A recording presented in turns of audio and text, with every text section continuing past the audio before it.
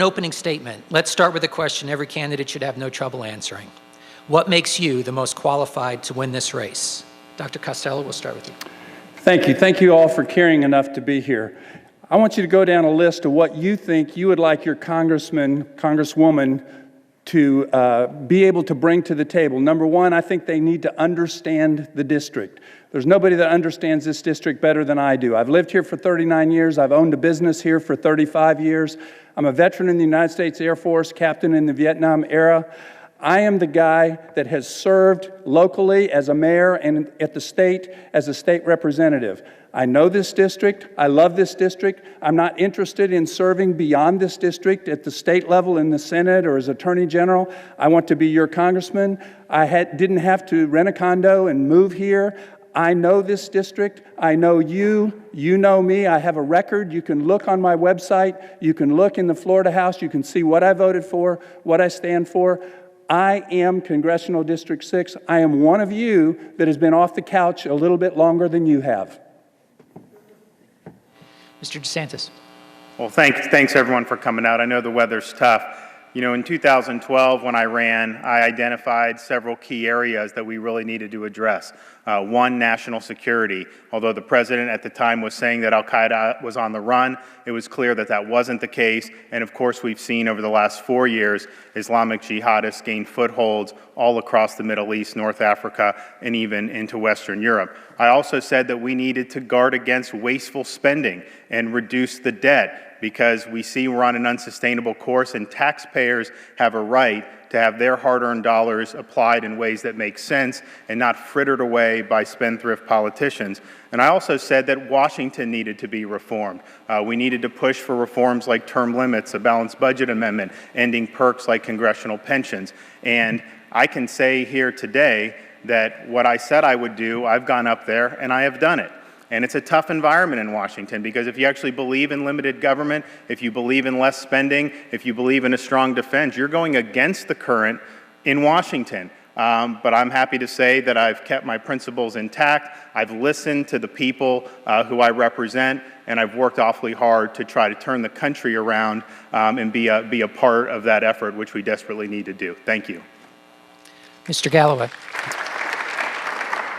For 34 years, I've been working for you, and this race is not about Fred, Ron, and myself. This race is about you. For 34 years, I've been working in this district. I've sold real estate. I'm going back to the grassroots. I can't compete with these guys, especially somebody that raises $4.4 million. But what I can tell you in September when I decided to run, I'll tell you something what people told me. Their number one concern, why they asked me to run, is we need better paying jobs here. Now, Donald Trump came out yesterday and said that's what we need. But you go to Fridays with Gigi, in September, we came out with why we were running. Ladies and gentlemen, out of our district, out of the 4 counties, we have the lowest household median income at $41,000. We also have the highest poverty level of 17.7%. I ask you, where have these two been to do what's more important than anything else, is to find value-added jobs, real jobs, and bring them back to our community, and quit exporting our children as our largest export to go outside this state to find jobs. Thank you very much. If we could just let the candidates speak, and then you can applaud at the end for all of them. We'll just keep it moving along. So, Mr. DeSantis, this question's to you. Discuss your views on immigration. What should America do in regards to amnesty or a pathway to citizenship?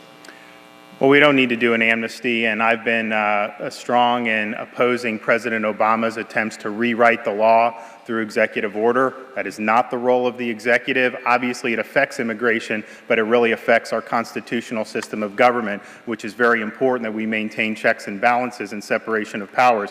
I've also been a leader in identifying a practice that just absolutely angers me that ICE does. And it started in 2013, in fiscal year 2013. ICE had released 36,000 people who were in the country illegally and had been convicted of a crime in our country. So rather than send them back to their home countries, they release them into American society. And ICE actually gives us the figures of the types of crimes that they've committed. And it includes robbery, homicide, rape, you name it. And since 2013, there's been another 46,000, roughly 46,000 folks. And we just had the mother I brought in front of one of my committees of Casey Chadwick from Connecticut. There was a Haitian illegal immigrant who got convicted 15 years ago of manslaughter. He served 15 years in Connecticut State Penitentiary. Connecticut authorities returned him to ICE when his sentence was up, and then rather than send him back to Haiti, ICE released him. Shortly thereafter, he murdered Casey Chadwick. So we have got to insist that our laws be followed and that people who are here illegally and committing crimes, they need to go back immediately, and we shouldn't let people be victimized when we could have prevented those crimes. Mr. Galloway. Pathway to immigration. There's absolutely nothing wrong with legal immigration. Everything is wrong with illegal immigration. You know, we have individuals up here who have supported sanctuary cities or counties. Kate's Law couldn't even be passed at the federal level.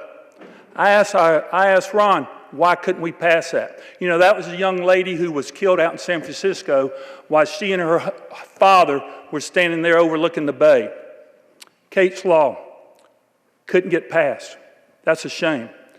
We have thousands of illegal immigrants here that should have been deported. I agree with you. How come they're not being deported?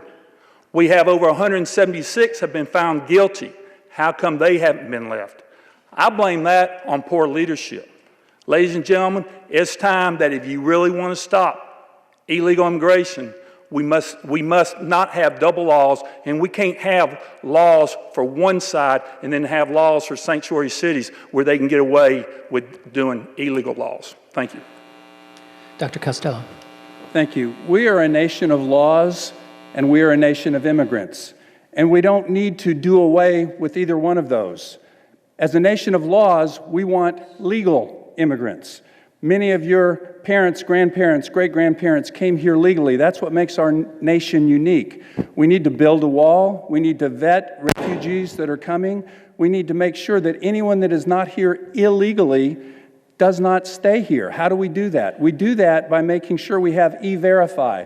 That's something where businesses have to go to a website to verify that this person that's coming and applying for a job is not an illegal alien. If they're an illegal alien that is here trying to take jobs that some of our people need at this time, they need to go home and get in line. I won't ask how many. I'll just say there are many of you like me that have family members or friends that have other family members that want to come here legally, that are in line, that have filled out their paperwork, that want to come. It is not fair to them to allow people to stay here illegally while they can't get in.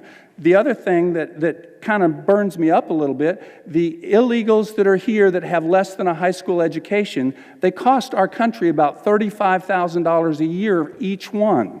People that have a college education, whether they're immigrant or have been here for generations, they're a positive to our country. So we need to make sure that we don't have people coming in here illegally that cost the government money. Thank you. Mr. Galloway, this one is to you first.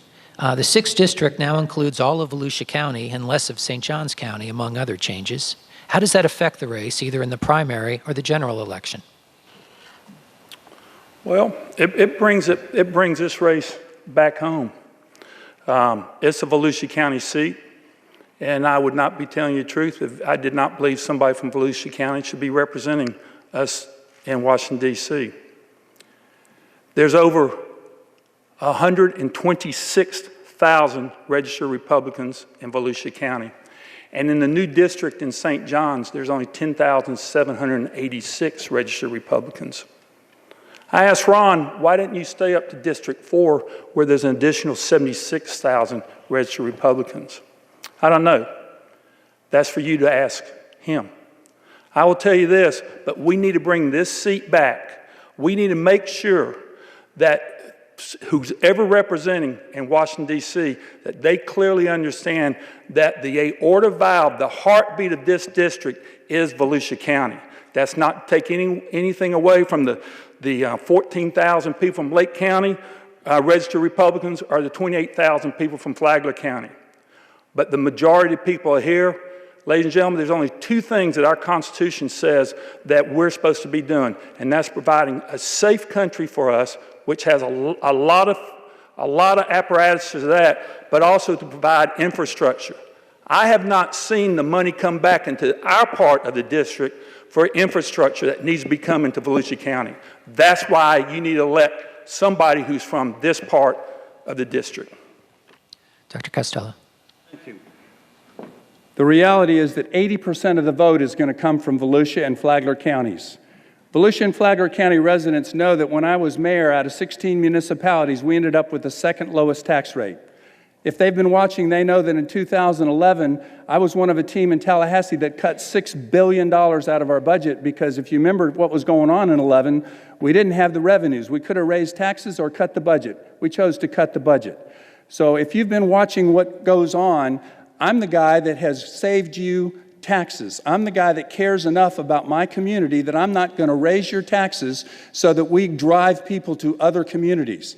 I'm the guy that in Volusia and Flagler counties realizes that we are all here because we chose to live in what I call paradise. We have a unique environment here. Congressman DeSantis, and I'll give him that, answered the first question talking about national security and national debt. I look forward to that debate. That wasn't the question that I was asked about why I believe I can best represent you. I believe I can best represent you because you know my phone number, you know my office, you know where I live. I've lived in the same place for 18 years. I want to be your congressman, not Fox News congressman. Mr. DeSantis. Well, just a few months ago, we had a great Lincoln dinner here in Volusia County, and Fred introduced me, and he stood up before the crowd. He said, "I've done a great job for this community," and he went one step further. He said he was glad that I beat him in 2012 because I've done a better job than what he would have done. And that was a very good compliment. And I know that the way politics works, then you got to say other things if things don't work out and your ambitions are blocked, but that's just the reality. And I'll tell you, when I ran in 2012, nobody knew me anywhere in the district. I had never run for anything.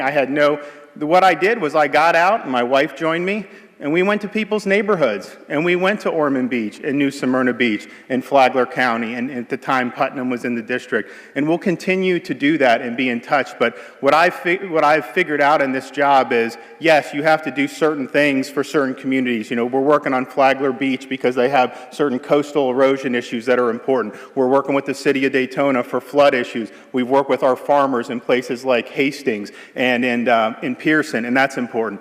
But the average voter, they want to see their country succeed again. They realize that we're on the wrong track, and they want to see people who are going to be reformers in Washington to really turn the tide so that we have a limited government that respects the taxpayer and defends our country. And I'll continue to push hard for the policies that will do just that. Thank you. Dr. Costello, this one's to you. No other developed country in the world has anywhere near the same rate of gun violence as America. What, if anything, can be done to curtail these rates while still respecting the Second Amendment? Thank you. I believe that guns are not about guns. Guns are about liberty. And we are a country that's founded on liberty. So I am not the guy that's going to do anything to diminish our right to bear arms. It's constitutional. The one thing that I am ready to do is if you're on the no-fly list, if you're on the terrorist watch list, and you go to buy a gun, you should not know that you're on that list if you don't already know it. But when the background checks are done, it should elevate to another level. When you go to buy a gun, if you're on those lists, we should be communicating, which right now we're not. We're not communicating local, state, and federal, and we've got to do a better job of communicating. People kill people. They use trucks, they use bombs, they use guns. So I'm A-rated from the NRA, the same as Congressman DeSantis. He got the endorsement. I mean, you know, when you're a national guy, you kind of get some perks, but we're both A-rated from the NRA.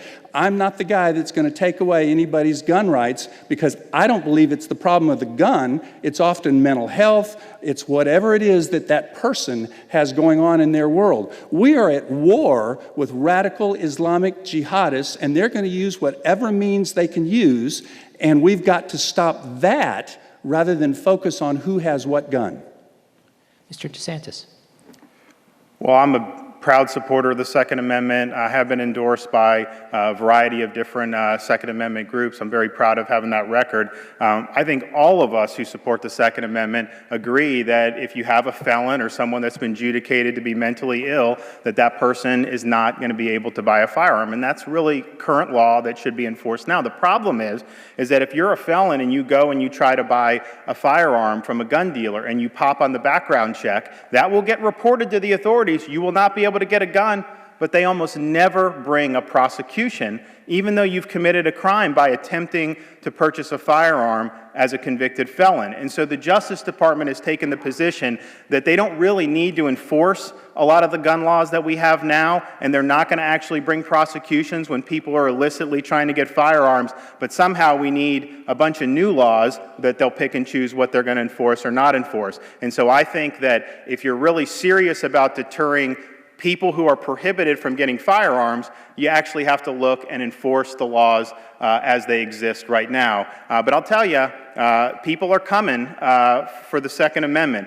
I think we're one Supreme Court justice away from them overturning the Heller decision and basically saying that the Second Amendment doesn't protect an individual right at all, which would be really a gut punch for those who value our liberties. So this is an important election in that respect.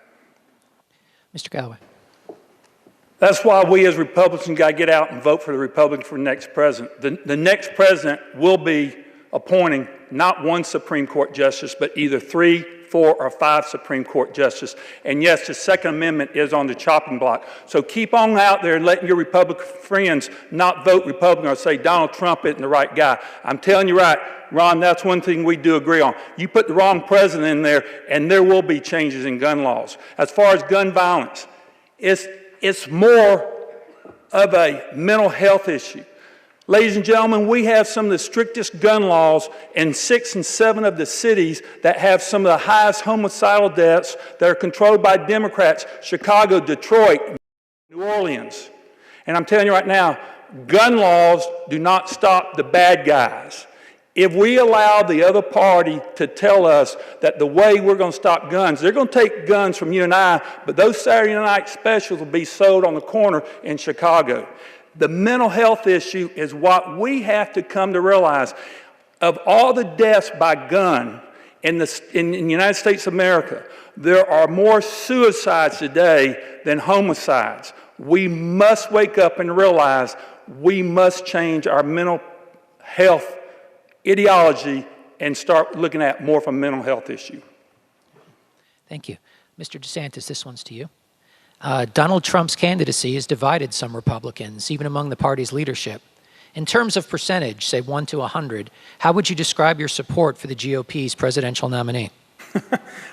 So when I was running in the primaries earlier in the cycle, people said, will you endorse this candidate, that candidate? And my position was, I'm not getting involved in the primaries, and I'll support the nominee of the party. And I think that's the way this needs to work. I don't really know percentages. I mean, I think every candidate that's been nominated since Reagan, I've probably disagreed with on certain things. I know I was very happy to support Mitt Romney. I disagreed with him, for example, on Romney Care, which is a really big issue. But you kind of look and say, okay, President Obama was going in the wrong direction. We had a chance to turn things around with Romney. And so 2016, you have Hillary Clinton, who not only is going to continue Obama's policies, she's going to double down on some of the worst policies. So your health insurance premiums are going to go up. She's going to drive us deeper into debt. I believe she will raise taxes on hardworking taxpayers.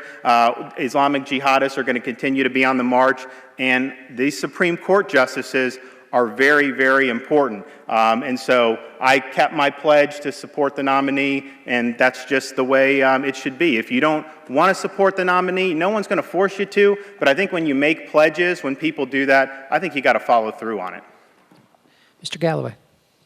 Well, Ron, I'm glad you are supporting him now, but Club for Growth is a great contributor to your campaign. Have they come out in favor of Donald Trump? You'll have to ask them. Okay. I don't believe so. Also, TPP, the Trans-Pacific Pact, you fast-tracked that. And are you still fast-tracking that now?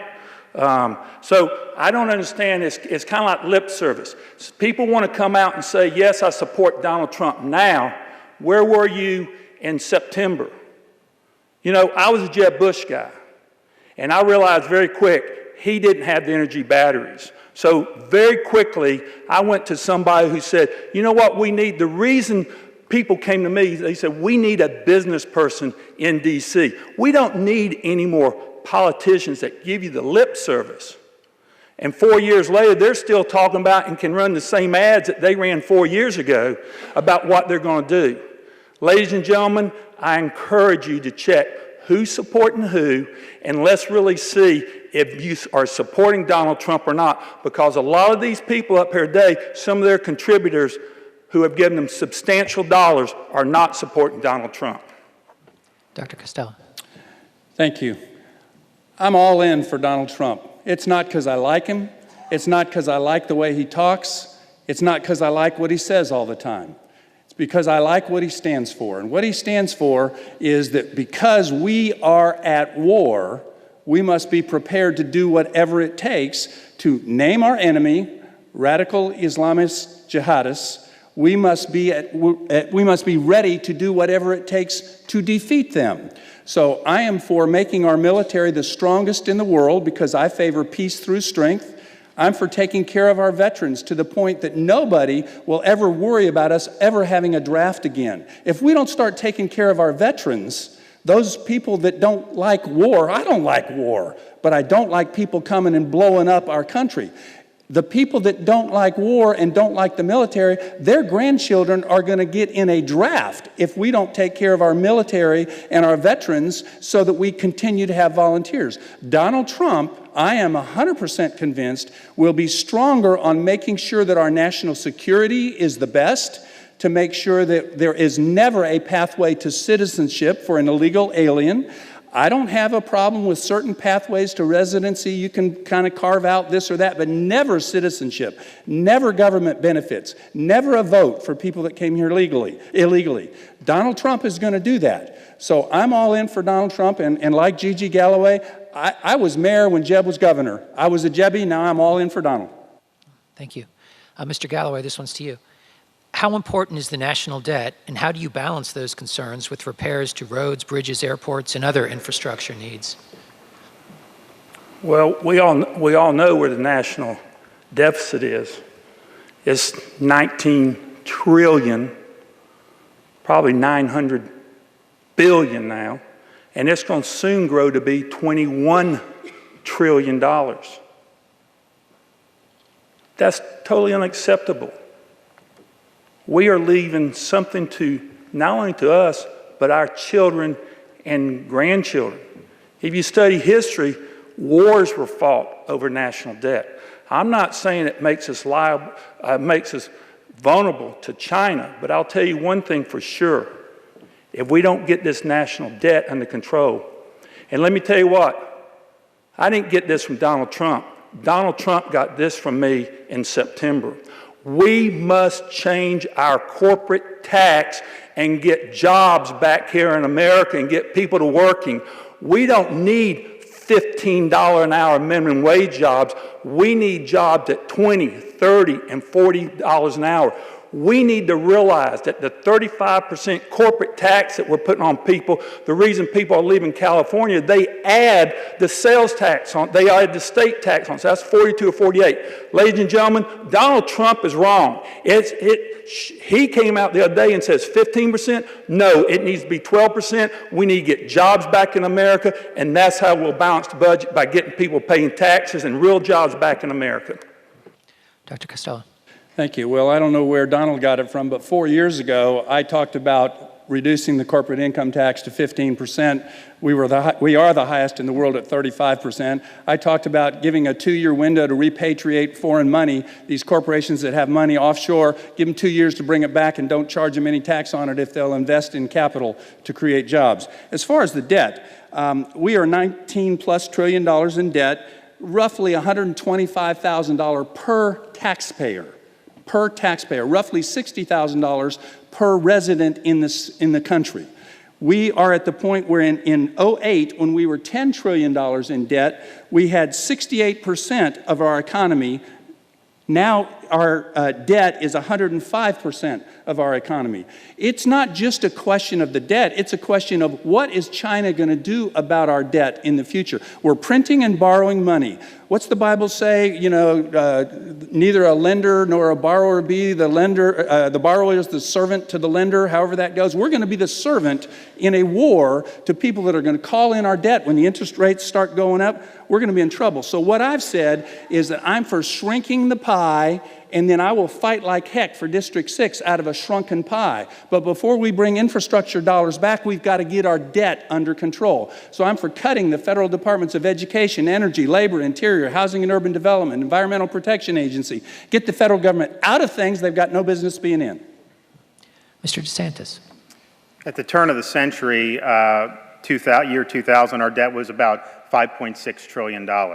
And the scary thing is that by the end of 2017, we'll likely be $20 trillion in debt. And so obviously our debt's big just in terms of a number, but if you look at how it's accelerated over the last 15 years, that puts us in a very precarious situation economically. We've enjoyed record low interest rates across the board, which means that government's interest costs, although substantial, they're hundreds of billions of dollars, they're much less than they would be if we had normal interest rates or, heaven forbid, we had high interest rates. But when that picture changes, you're going to see the interest payments on our debt balloon. That's going to crowd out spending on key things like defense, yes, like infrastructure, things like Social Security are going to have pressure. And so if we keep going down this road, you will face some sort of a crisis. The frustrating thing is there's too many people in Washington who thinks it's just house money that they're playing with. They don't realize that they're either taking money out of your pocket that you earn, not the government, or they're borrowing against taxpayers who have not yet been born. Either way, I think we have a fiduciary obligation to both of those to make sure that this money is being spent in a coherent fashion. I'm a big supporter of a balanced budget amendment to the Constitution. I think that's the only way we'll ever solve the problem over the long term, and I'm fighting like heck to get Speaker Ryan to let us get up there and have a vote on this thing, because I think we could come pretty close to passing it. Thank you. Dr. Costello, this one's for you. What would you push for in Congress that would benefit the economy in District 6? District 6 is like most other areas that are beautiful areas to live. We have people that come here from all over. There are 5 things that I believe no matter where you live, we need to do. We need to lower taxes. We need to lower regulation. We need to lower litigation. We need to make sure our infrastructure is up to date, and we need to make sure we have the best education system in the world. Now, all of those aren't federally done. Some of those are local, some of those are state. We need to make sure that we have block grants from the federal government and waivers from the federal government to let the locals decide what they do with the money. I don't think Washington should decide whether we're going to have a new bridge across Orange Avenue, the Veterans Memorial Bridge, Tom Stead Memorial Bridge. It's going to be magnificent. But we don't need Washington deciding that. We need the locals deciding whether we need that bridge or a different bridge or whether our airport needs to be expanded. We need locals making those decisions. So what Washington needs to do, I don't believe Washington creates jobs. Washington simply gets government out of the way. So if we can lower the tax burden on our businesses so that they want to expand. Washington has messed up so many things. They've raised the level for a salaried employee to $50,000. So you're going to see a lot of employees going on the clock that used to be salaried, and they're going to make less money. And they've made it so 30 hours is full-time instead of 40. So you're going to see part-time employees laid off because the business can't afford to pay for the health insurance. We need to repeal and replace Obamacare. I'm done. Mr. DeSantis. Oh, I think we need to reform this disastrous tax code that's 70,000 pages. We have to stop wasteful spending, which I think does create a drag on the economy. But if there's one thing that I've heard from people in the district across different areas of the economy, it's the burdens of our out-of-control bureaucracy and the red tape that's raining down on them. You can go out and talk to the fishermen over here on the coast in Ormond Beach. You can talk to the farmers out in Pearson about what they're having to deal with. You can talk to our community bankers who Dodd-Frank was supposed to hold Wall Street accountable. The biggest banks are getting bigger. The community banks, small-time bankers who really are the lifeblood of lending in a local economy, are just getting absolutely hammered. And of course, the run-of-the-mill small business is facing increased regulations on all fronts, and Obamacare is causing them to have seriously increased costs, which means they aren't going to be able to hire as many people at all, or certainly not hire as many full-time workers. So I've been a big supporter of a bill that we've passed this Congress called the RAINS Act, which would say no regulation from the bureaucracy that has a significant effect on our economy can go into effect unless and until it's approved affirmatively by both houses of Congress. This way, your elected officials can block bad regulations, and if they approve it, then you have someone you can hold accountable. You're never going to be able to vote out of office the head of NOAA or OSHA or the EPA or HHS, but you can hold an elected official accountable. So I think it would help the economy, and I also think it would add accountability in government. Mr. Galloway. So we just heard two politicians give you their answers. They're not thinking like a businessman. You know, we talked earlier about the first thing we need to do is lower the federal tax for corporate. That has got to come down.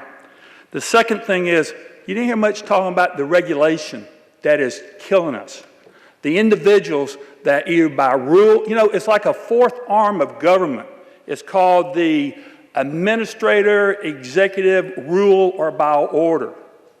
Ladies and gentlemen, both these gentlemen have either been in Tallahassee or in D.C. for 4 years. They can't change Dodd-Frank. Dodd-Frank wasn't passed last year. It's passed many years ago. It's kind of like the lip service that we continue to constantly hear. There's always a reason why we can't get it done. We can't get it done. Ladies and gentlemen, I tell you what needs to be done. They need to start living by the same rules that the small businessmen need to live by. They need to live by the same rule that the small people who have to go out and want to catch red snapper, the overregulation, when there's plenty of red snapper out there. They need to go out in the farmers and listen to what the farmers are telling them. That's not happening. They give lip service, but they're not putting action together. In the business world, that's time and money. The one thing they must do, I believe the Congress should be held to a performance test. You know what? If they don't deliver by performance, kick the rascals out. All right, thank you. Mr. DeSantis, this one's for you. Many candidates say they would repeal the Affordable Care Act. Discuss your views of Obamacare and what, if anything, you would replace it with. We were told very specific promises with respect to Obamacare over and over again. We were told that if you liked your plan, you can keep it. We were told that if you like your doctor, you can keep it. We were told that each family would see declines in premiums of about $2,500 per year. Every single one of those major promises was false, and is proven to be false, but was false at the time the promises were made. And so I think Obamacare has performed extraordinarily poorly. It's causing premiums to go up. And if you think the premium increases have been big already, you wait and buckle your seatbelt for 2017 because they're going to be the biggest on record yet. But not only are the high premiums pinching people's family budgets, the deductibles are so high that functionally you don't have insurance unless you have a major event. And so I think we need a whole different approach. What I would do is a plan that has been endorsed by a lot of major thinkers, a lot of people in the House. It would save, vis-a-vis Obamacare, $1.3 trillion over 10 years, but it would actually add 6 million more people to the private insurance rolls. We would protect people with pre-existing conditions through high-risk pools, not by doing it in a way that's going to cause other people's premiums to go up. And then we'd equalize the tax treatment for people on the individual market because they don't get any tax benefit for buying health insurance. Right now, with your employer, it's excludable. So I think if you do those things, you're moving towards a patient-centered system combined with health savings accounts that'll drive costs down for American families, which is the #1 thing we got to be focused on. Mr. Galloway. So America is made up of small business people. Probably perhaps 65% of all the employees that are employed in the United States are small business people. Now, what's the definition of a small businessman? Well, I can tell you one thing what's happening in our area. There are businesses that want to grow, but they will not grow because if they are over 50 employees, they have to provide Obamacare or they have to provide some form of health insurance. Now, ladies and gentlemen, let me tell you, if you're with a major corporation can afford almost any type of insurance they want to. They might not like to, but trust me, a major corporation can. But I know of several examples where a small company in this town, 38, 32, 42, 48 employees, would like to add more employees on. We talked about how we can balance our budget. Obamacare is wrong. Ron, you're exactly right. Hold on to your pocketbook. We have an individual within our office. We have a couple people look and see. Guess what's coming out now? If you didn't pay, you got the penalty. Those increases are going in effect. But you know, I got one question to ask our fellow politician friends. The devil was in the detail. It's just like that TPP, that Trans-Pacific PAC agreement. The devil is always in the details. Why is it that we allow our elected officials never to dig down deep enough and stop the devil in the details? Ladies and gentlemen, we can change it. We can do it. Insurance companies got to come together just like there was the auto insurance, and we need to be able to go across state lines. Dr. Costello. Thank you. We need to repeal and replace. What do we replace it with? The first thing we start with is direct primary care. I filed the bill in the House. It passed the House. It got caught up in politics. The Senate wanted us to pass some bad legislation, and they held direct primary care hostage. We said, no, we're not going for the bad legislation. They'll get direct primary care passed next year. Direct primary care takes the government out of health care, and it takes the insurance companies out of health care. You think there are a few lobbyists against that bill? Oh, yeah. What direct primary care does, it lets a doctor or a doctor's representative contract directly with a patient or the patient's representative. Then you add a health savings account. You bump it up to $5,000 a year instead of the current level. You make it so that you can share that health savings account with somebody in your family. You make it so you can roll all of that over to the next year and the next year and the next year. You make it so that an individual or a self-employed person can deduct the cost of their health insurance, not just businesses. You take away the incentive that you give the business over what you give the employee. You make everybody, in a free market, you make everybody aware of what the cost is, because we've all got skin in the game. The cost comes down because it's more transparent. We've got to get away from the Cadillac tax, the medical devices tax. There's so many things that are involved in what's going on with health care now. In the Florida House, we made it so that we can expand advanced registered nurse practitioners. We've got to use people to the advanced scope of their practice, not go beyond their training. Thank you. Mr. Galloway, this one's to you.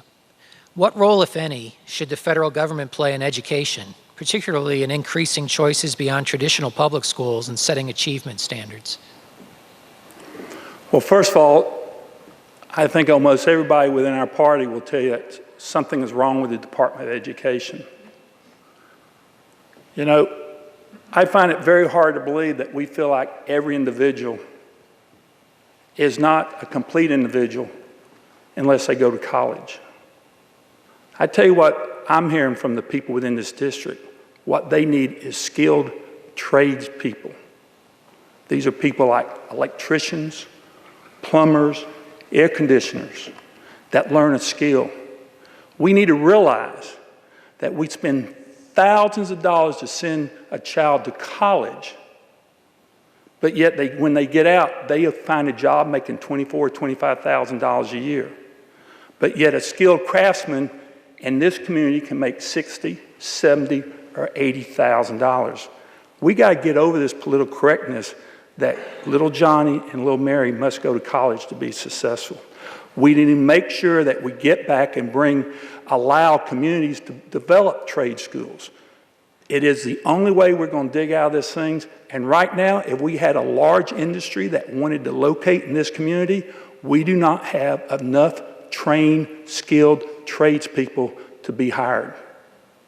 Education is going through a transformation, and it's not all about college or all about baccalaureate programs or being the top in your class. Don't get me wrong, you can be top in your class, but I know a lot of C students that are millionaires that would start out as tradespeople. Dr. Costello. Thank you. I already mentioned I would eliminate the Federal Department of Education. There's nothing in the Constitution that gives the federal government any authority to be involved in education. State should set the standards, and the locals should choose the curriculum and have 100% oversight over what they do with our students. Our students should have multiple tracks. It should be a career track that might include college. It might include vocational. It might include going to a charter school. It might include going to an academy. It might include homeschool. It might include a virtual school. It might include an online school. It's up to the parents to decide what is best for those children. The school shouldn't decide it. The state shouldn't decide it. The federal government darn sure shouldn't decide it. I have 6 grandchildren. Let me tell you, each one of those learns differently. We have a student, many of you know my wife's on the school board. She takes some flack because she's homeschooling one of our grandchildren for half a day and then sending him to the school for the other half a day, because when we got custody of him, he was behind. And we're working our tails off to get him back up to speed, and he's doing a fabulous job, but he was lost in school. So what we have got to do is get education local and curriculum local. That way we can all go to the school board and we can say, we don't like that book. And I'm quoting from a book that came up several years ago. The subchapter title was Muhammad Becomes a Prophet of God. That's in the book that is in our schools that has no business being in our schools. I have no problem with saying Muslims believe Muhammad became a prophet of God. That's fine. But the way it was written is inexcusable. We need local control. Mr. DeSantis.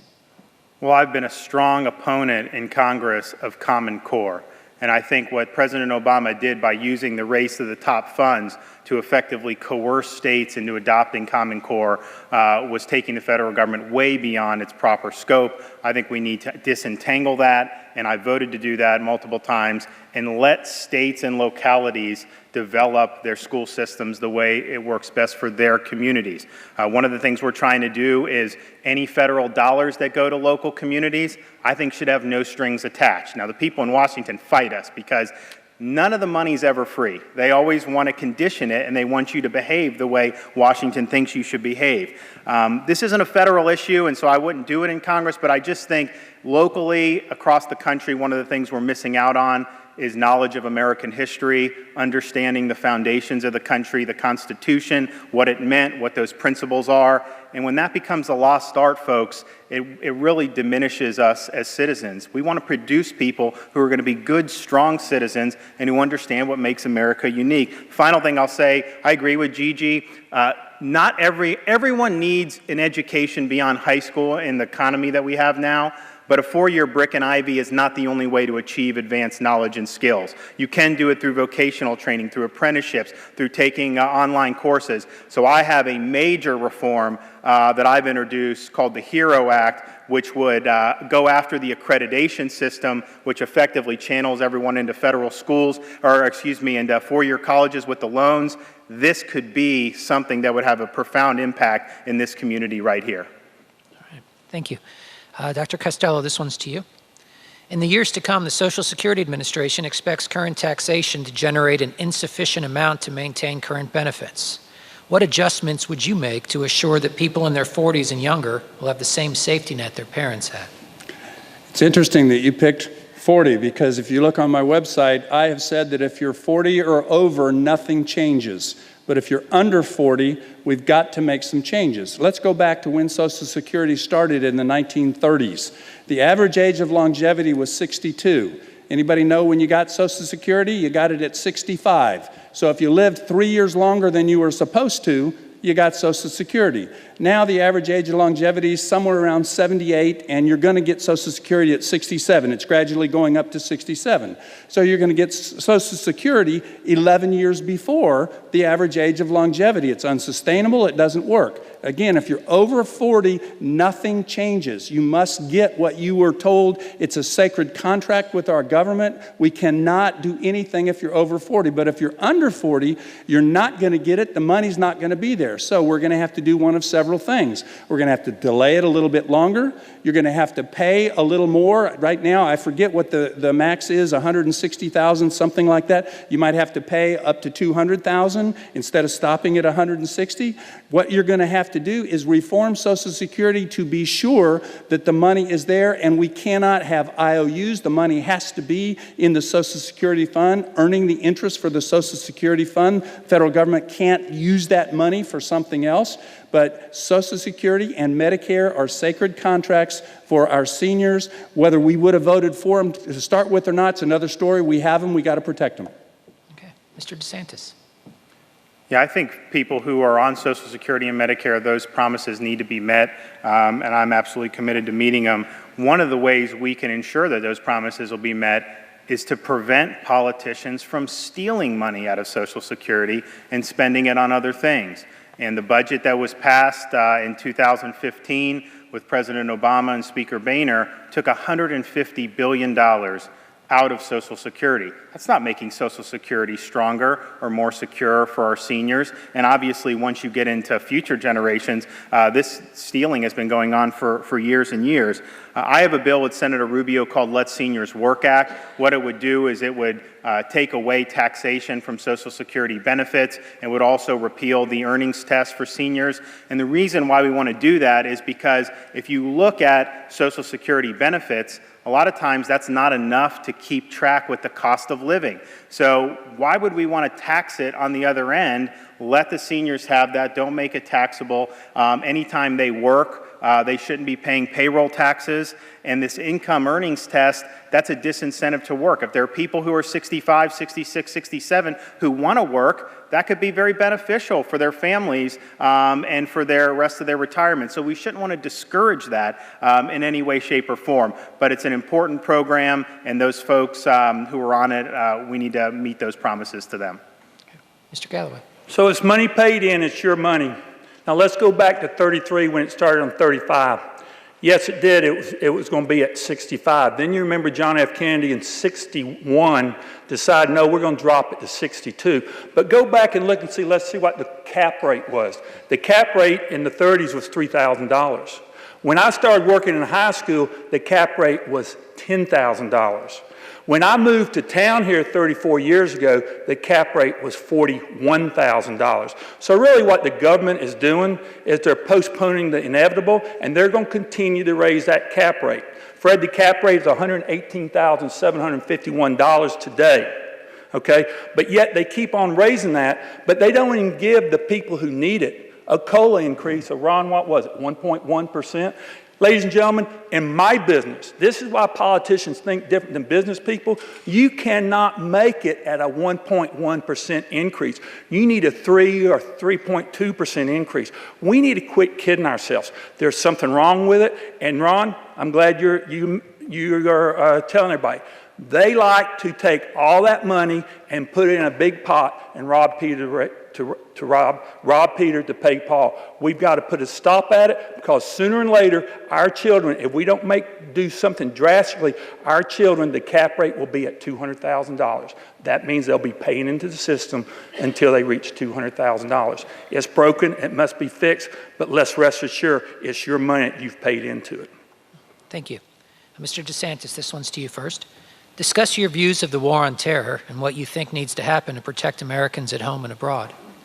Well, I think it's important to understand the nature of the enemy. And I think this administration has a view that these are just people who are out to commit some violent acts, and they kind of will use religion as a justification, but they're basically just hoodlums who are trying to cause problems. And if you view that, then you think that there's maybe a half a dozen of these guys, or a dozen of these guys here, a dozen of those guys there, and if we just get them, then the problem's solved. I think the problem is deeper than that. I think the problem is rooted in an ideology of militant Islam, where these people who believe this, they think it's their duty to wage war against those who will not submit to their totalitarian ideology. And so whether it's ISIS, which subscribes to that worldview, or Al-Qaeda, or Jabhat al-Nusra, or the leadership in the Islamic Republic of Iran, they all have the same basic radical outlook, and it's hostile to the West, and it views terrorism as a tactic in order to impose their ideology on people who don't agree with it. And so this is a problem It is a global jihad, and I think you need to do a couple things. Obviously, you need a new commander-in-chief. We've got to stop releasing terrorists from Gitmo. We've already had Americans killed from Gitmo detainees being released, and we have to do that. We can't allow unvetted refugees from terror-sponsoring countries into our nation, and we have to, once and for all, finally designate the Muslim Brotherhood as a foreign terrorist organization. The Brotherhood is part of the problem, not part of the solution in the war on terrorism. Mr. Galloway. Through my old football days, we always identified who the enemy was. But yet, we have a president, and sometimes I think we have a Congress that won't stand up and identify who the enemy is. I want you to think back 1972, Munich Olympics. Y'all remember that? Remember what happened? Let's identify the enemy. Radical, Islamic, terrorist. This isn't anything new. It is a cesspool that has been bubbling and bubbling and bubbling and will continue to bubble till I'm dead 50 years if we don't unshackle our military. Ron, you were in the military. I think you'll say this. We have the best military in the world. But do you know we have to go into museums to get plane parts to fix planes that are flying right now? Ladies and gentlemen, we need a strong defense budget. We need to unshackle our military. We need to let the people in the Pentagon go in and root out those thugs, because let me tell you what, they will come and blow you up and cut your head up and do anything they want to do. They are mean, they are ugly, and they are more than a JV varsity football team. Dr. Costello. Radical Islamic terrorists want to annihilate, destroy, eliminate, obliterate the Western world and Israel. What part of that don't we understand as a nation? The military song, the Marine song, To the Shores of Tripoli. Why is that in there? Think about it. This war has been going on for millennia. This war has been going on for thousands of years. This is not a new war. We are not going to change them. We're not going to convince them that we're good people and they shouldn't want to kill us. I'm not talking about Muslims. There are wonderful Muslims, but how do you tell a good Muslim? Ask them, do you renounce Sharia law? And if they say yes, I give them. If they renounce Sharia law, they want to live in the United States of America under our Judeo-Christian values. I welcome them to come legally. I welcome them to be vetted and to come here legally. But if they do not renounce Sharia law, I'm sorry. They have no place in our country, because our country has no place for a political agenda that wants to take down the very essence of who we are. So we must identify them. We must go wherever it takes to eliminate their strongholds. We must financially as well as militarily cut them off. We have got to do that, or they will bring the war to us. Thank you. Mr. Galloway, this one's to you first. The income gap between America's wealthiest individuals and the middle and lower incomes has been growing in America for some 30 years. How big a concern is that, and what, if anything, would you do to address it? Well, the first thing I'd do, I'd tax the top 1%. I think they need to pay their fair share. When everybody goes home tonight, I want you to put your hand in your pocket and tell me how shallow that pocket has got. There's a huge gap out there. I ask you, why has that happened? What's happened to the middle class? I can tell you one thing that's happened. There's actually people on welfare benefits that make $65,000 to $75,000 a year in some states. They're better off sitting at home with their six-pack of Budweiser watching TV than even thinking about going out and getting a job. We need to change family values. We need to get back. I was raised, if you wanted money, you had a job to do. We need to get back performance-based. Ladies and gentlemen, I might go 6 months without getting paid. And let me make it very clear. I am taking a substantial pay cut to take this job. But I have never in 30 years received a paycheck. I get a 1099. Let me tell you what that really means. If I don't lease a property, I don't sell a property, and it might go 9 months, I don't get paid. I do all that work, but I don't get paid. We need to get back to putting people back to work. There are 11 states in the United States where more people are getting some type of federal subsidy than they are working in those states. California happens to be one of them. Ladies and gentlemen, we need to change that corporate tax. We need to put people back to work. That's how we change that inequity. Dr. Costello. Thank you.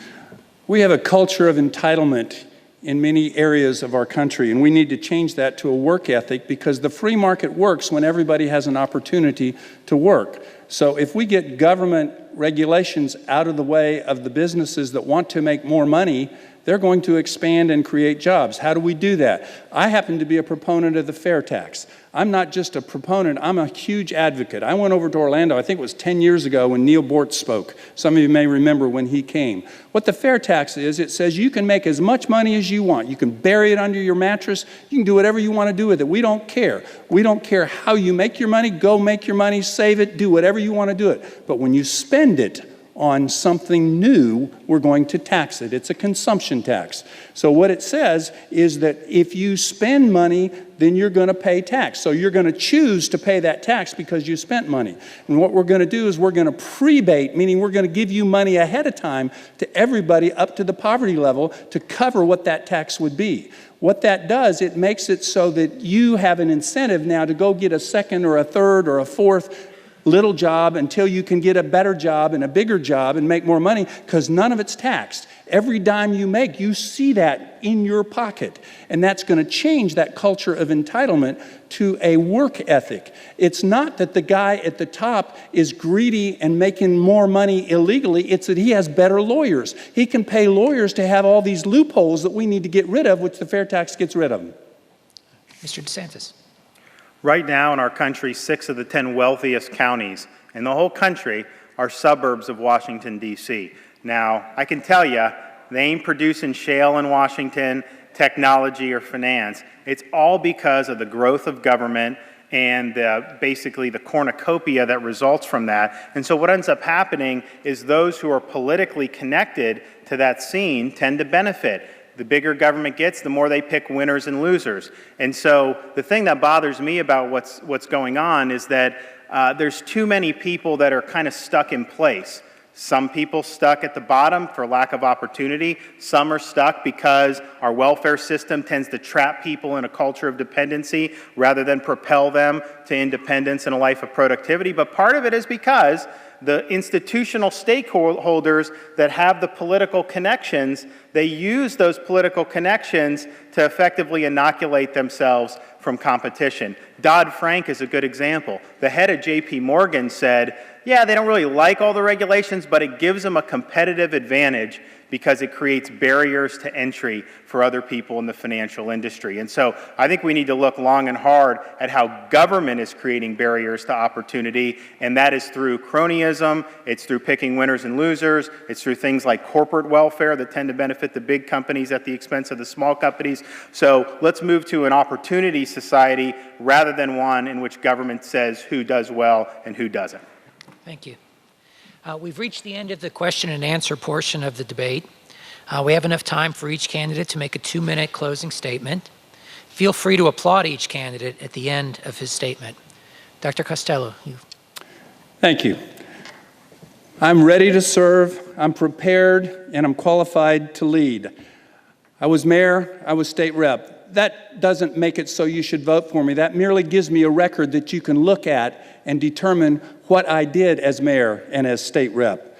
I worked real hard to make sure that Ormond Beach had some of the finest amenities and the lowest taxes in Volusia County. We came out with the second lowest tax rate out of 16 municipalities.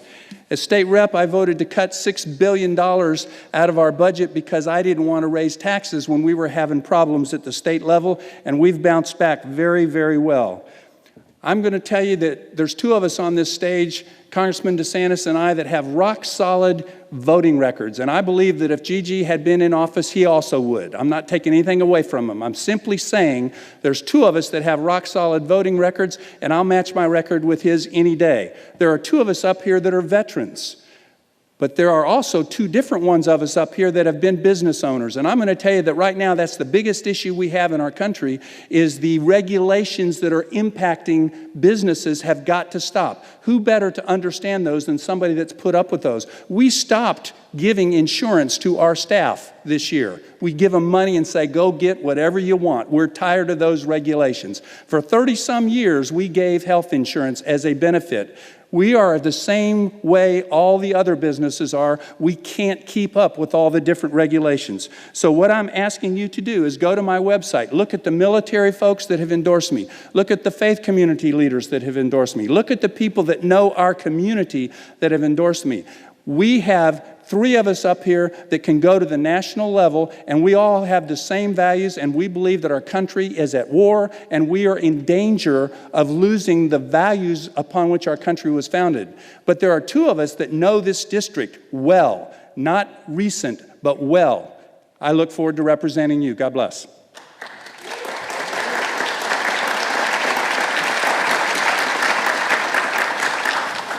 Mr. DeSantis. Well, let me thank Derek and the News Journal for hosting it. Thank you all for coming. And let me thank both Fred and Gigi. They're both solid guys and would do a good job. And they've been supportive of me in the past. And I know whatever happens, we'll be friends after this.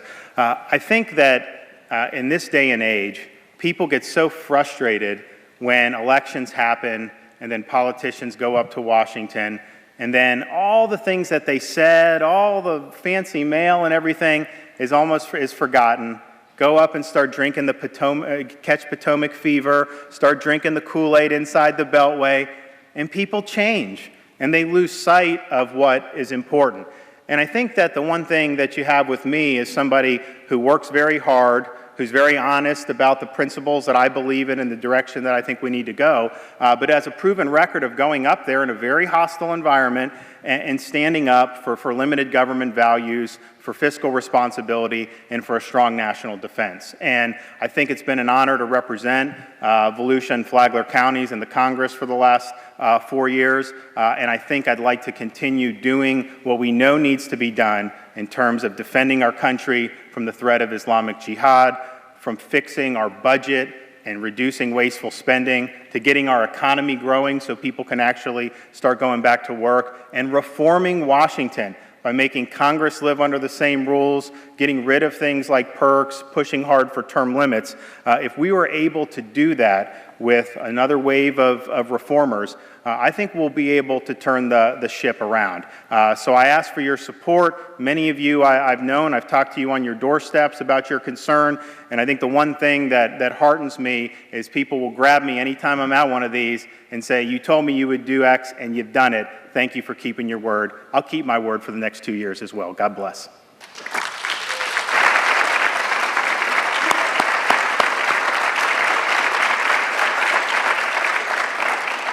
Well, thank you, the citizens of this district, because it is a tough decision. You know, I am personal friends with Ron, and I've worked side by side with him on the National Association of Realtors. I'm a personal friend of Fred Costello. We've lived in the same town for 32 years. So it's a tough decision, but there's definitely some philosophical differences between the 3 of us. I'm glad to tell you, and I hope you will, go look at my record and look at their record.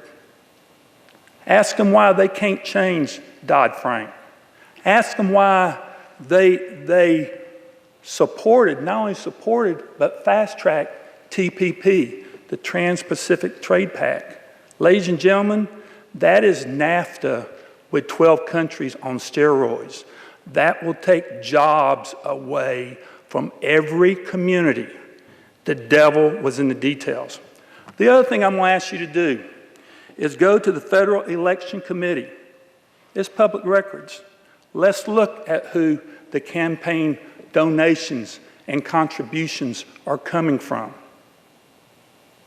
I can tell you that other than the National Association of Realtors and the Emergency Medical Room PAC, I've only received money from 2 PACs. Ladies and gentlemen, the friends of mine and those people who have donated money to my campaign are the only people it's you, the citizens, I'm held accountable to. When somebody raises $4,444,000, do you think they're going to be held accountable to you? I don't think so. I know this district better than all two of them put together. I have walked this district. We've walked over 11,000 homes, and everything you're hearing up here on this stage is not the same concerns that the people are telling me. I hope I can earn your support. I ask you to go look at our website. Thank you very much, and may the best person win.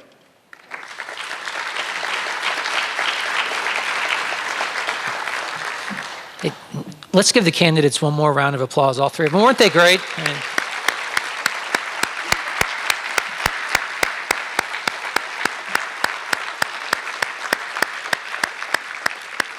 And let's give another hand to Daytona State College for hosting us in this great facility.